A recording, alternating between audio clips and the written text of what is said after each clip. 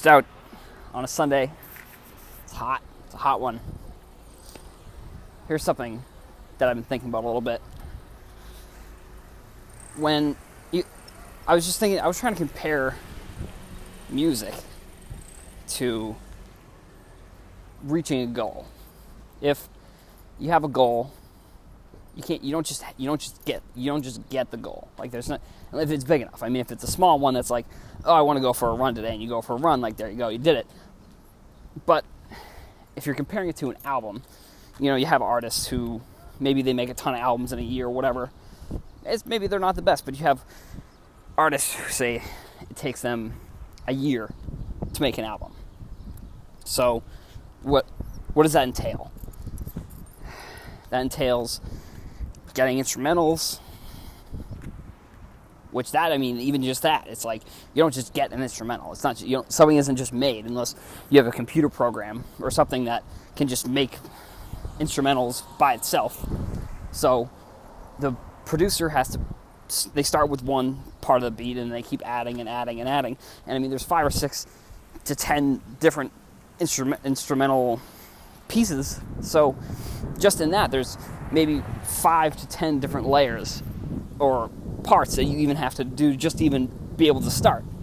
You kind of got to look at it the same way as if you're trying to get your goal. Whatever the goal is, you got to lay the foundation out.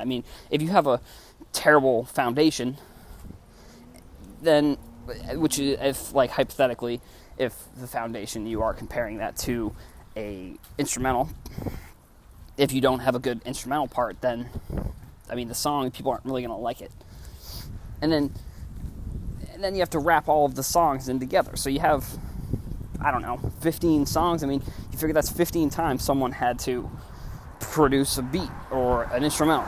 And then you got to write all the lyrics. And it's just, there's so many parts to it that I think people don't see the behind the scenes. They just see the finished product, which the finished product may be great, but the hard work behind the finished product, I think, is really what can set apart the difference between something that's all right and something that's great.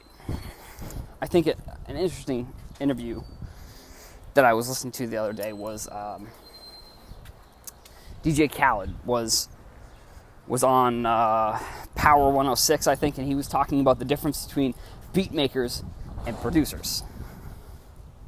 He was saying, yeah, you have all these beat makers who just make 100 beats and they just sell them out like that. But he doesn't say that's him. He compares himself to a producer. And I think he's probably the biggest producer in the world.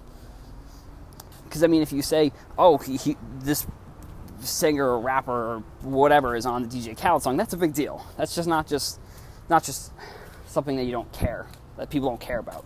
So for him, he was saying he produces the music. He gets the live instrumentals. He contacts artists and say, do you want to be on this song? He gets the artists together. It's just, for him, he views it as like beat makers. They just are making the beats and it's like, all right, whatever, we'll make the beats, sell it. Who cares? That's it. For him, he doesn't want to do it that way. He wants to produce it and he wants it to be a production. That's why he is contacting the artists, asking them specifically if they want to do the song with him, has the beats. And you could also compare that back to the goal. You could say, well, you could be a beat maker and you could make 100 beats and sell them, but then it's just like, that's only for yourself. But he's not really helping out the other artists, but if you're on the DJ Khaled song, that's a big deal. That's not just something, even the biggest names. If you're on that song with DJ Khaled, it's for you, it's a big deal, and for the people, it's a big deal.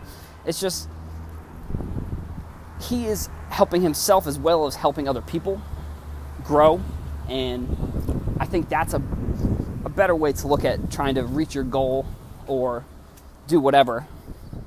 If you can help yourself as well as helping other people, I think that's something that is more important than just being able to help yourself, I suppose. So, just wanted to get that off my chest a little bit. See you later.